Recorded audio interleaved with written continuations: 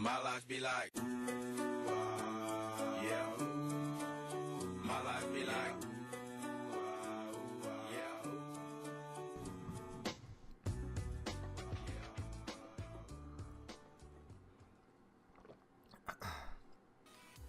Hey, good morning, Pops the Paladin here, and I'm back after a long break, and I'm going to have 3 videos coming at you rapid fire here as time permits with my child and work and all that other stuff. Let's talk about Mythic, Portal Keeper, and how to actually do this. So the best way to actually build your raid team is to 3-tank this. In particular, how we built it is the 2 main tanks stayed downstairs and our 3rd off tank went upstairs into the portals. However, there's some debate as to who would to go in the portals. But we just, like I said, we kept it nice and simple, and our main tank stayed downstairs, and the alternative tank went upstairs. And so the downstairs tanks, myself, Paladin, and then our DK, Gorfine's Grasp is really, really nice for this, to group everything up. And to be honest, all 3 of us, all 3 of the tanks would have done a decent job in terms of AoE damage. Me with Consecration and Blessed Hammer, the DK tank with Gorfine's Grasp, and then the Demon Hunter that we sent upstairs. I mean, Demon Hunters are monsters in AoE tank damage, just based on how they can use Spirit Bomb so well. But we sent him upstairs just because we wanted to keep our main tanks downstairs, just for, I guess, ease of fight mechanics, or I should say, making sure the main tanks are doing the main tank swapping. I guess that's the best way to put it. So on every single pull that we've done outside of one, I go with a safety build or a turtle build, just because I want to help out my healers here. My top DPS, which you guys can obtain very easily, is 1.1 million.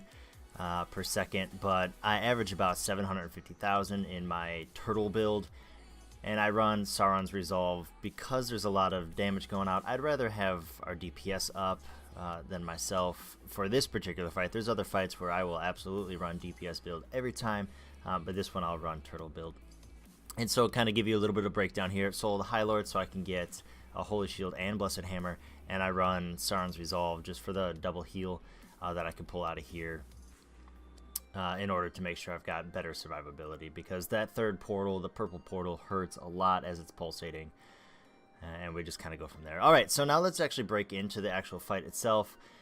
What's going to happen here, and if you are paying very close attention to my bigwig timers on the side of my screen as it's coming up here, everything's based on a cooldown timer. Now, there are set standards or procedures in which Portal Keeper will go through in terms of what abilities she will use. However, there are some oddities in there, and they come along with the timers that occur. In terms of Portal Keeper movement, a lot of it's the exact same as you would for Heroic in terms of tanking. You're going to make sure that all your portals stay on the sides of or all the collapsing voids stay on the sides of the portals in which you're going to. And then you kind of move towards transport portal, or you move away. And so in Mythic, you really want to make sure, and you can do this in Heroic if you're struggling with ad management as well, but in Mythic, ad management is vital to defeating this boss. Any of those fire casts go off and you're kind of SOL. And so what you're going to see here is, on this first portal, I drop Consecrate, and then I start just going to town. We have our Elemental Shamans stay downstairs. They're dropping stun totems, as well as our warrior, who is also doing his AoE stun as well, in order to give us our best chance of survivability. Some of these, what you've noticed here is when I stayed at that transport portal, you're going to see Ferg or Zolakar, the Death Knight tank, move Portal Keeper away from that transport portal. This is where those oddities in those spell timers that come up. You'll see on my bigwig, sometimes it's going to say Fellstorm Barrage, it's going to say Collapsing Void, and it's going to say Transport Portal, kind of all within mere milliseconds of each other. And it's kind of one of those guess and checks, like which one's going to come up. Because it's based on like a cooldown timer-esque type ability. like I said, a lot of times it's predictable. Like, we know Collapsing World's coming out, so when we stop here, Transport Portal's going to come up.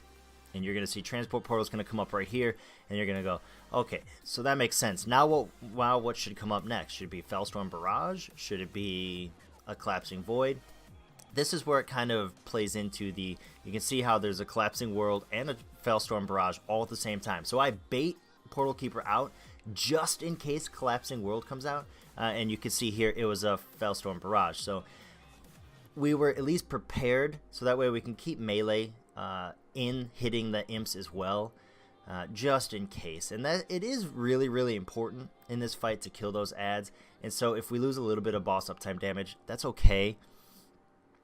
If you're running crazy AoE DPS build, you can probably kill them all before Collapsing World comes up, but then again, you're playing that, I'm going to say that balance of staying alive on this fight, especially when it comes to Portal 3.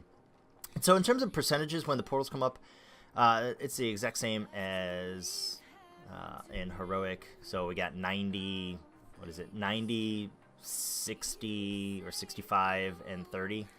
Are the portals, and so you want to make sure that you are positioning them around. So if you are the tank that's going upstairs, for the orange portal, you want to make sure you go into the green portal at like 95%, grab a green debuff, bring it into the orange portal, and have it dispelled on the fire boss, so he can actually take damage. If he doesn't get the 3 debuffs or 3 buffs knocked off from the green debuff that you pick up in the green portal, you're not going to do any damage to him. And so that's if you're the portal tank. Now, if you're the portal tank for green, you're going to go at, what we do is we send our guy in at 63%, and it's because he's a demon hunter, he can run a little bit faster. So you might want to go in at 65% into the purple portal, grab a purple void debuff, and run it to the green and get that dispelled off, so that way you can do damage onto the green boss. Now the problem with the green boss is you apply that debuff and she just starts taking astronomical amount of damage because she is leeching really, really fast. If you don't have that debuff on her, there's almost no way that you're going to be able to out DPS her healing leech. And so that's why the purple one is really important. What we then do is at about 58%, we make sure that we have a demon hunter in our raid case, because they're fast, grab another purple void, and they run across, and that's 58% on Portal Keeper. That's kind of our benchmark, what we use. And he runs across the platform, drops off the next debuff onto the green ad or green mini boss, and they finish that off and come downstairs. And now you get a whole bunch of free time DPSing the boss here until we get to 30%, so it's just a lot of movement back and forth, back and forth, back and forth. Remember, you're taunting on the 2s, and the reason why you're 3 tanking this is because the explosion that falls off you on that debuff, that tear, is really, really strong in Mythic. So you want to make sure that you keep it at the 2s. If you get to a 3, make sure you got a healing cooldown ready, and never, ever, ever let it go to 4, because that's just way too rough on your team. So a lot of this is just making sure that you're moving back and forth. In the purple portal, you know how in Heroic people used to say, hey, make sure you grab an orange flame and drop it in purple so that we can see? That's such a waste of time. Just run up there, and he is standing in the middle of the platform. So everybody just groups up. They all stand there. You don't need the orange flame to see. As long as you're standing within range of each other, and I think it's within 5, you can heal each other, you can dispel each other, and do all those kind of things. So you're going to run up there, and you're going to tank the boss at 30%. You want to make sure that you're in the portal at 30%, not, hey, it's 30%, now run to the portal. That's a big no-no that you should be trying to get around or trying to fix if that's part of your raid team's problem. And then that's also our lust phase. So you're going to lust once you enter purple portal, and make sure that you burn that down as fast as possible. The longer the purple ad stays up, the harder the healing and damage increase debuff goes. So you want to make sure that you burn that down as quick as possible. Then it's just kind of once that ad's dead, it's just kind of you're running to the end.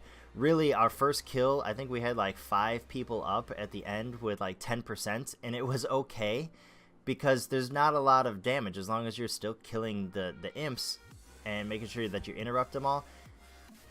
The berserk time rate, it's it's a null issue here. So you're just making sure that you're constantly dealing with the imps all the time. Deal with the imps, and that's fine.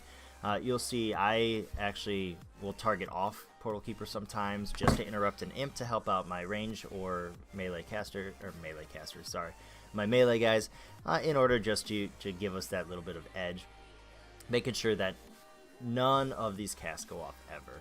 Now there's a couple different instances, especially if you're watching my channel as a paladin, where if you grab aggro on that spider that comes out, I didn't mention it earlier, if you grab aggro on that spider comes out and he roots you in Collapsing World, just use your freedom and you can get out. If you're a different tank watching me, ask for freedom if you got a Holy Paladin or Prot Paladin as your off tank, or hope to God you don't die. That's kind of it. I know this was down and dirty. This is like our 7th, 8th kill on Portal Keeper, and I really apologize for not getting this out earlier, but, you know, life is what it is. I do wish you guys all the best in the remainder of your instance. I'll catch you on the next videos, and happy loot hunting. See you later, guys.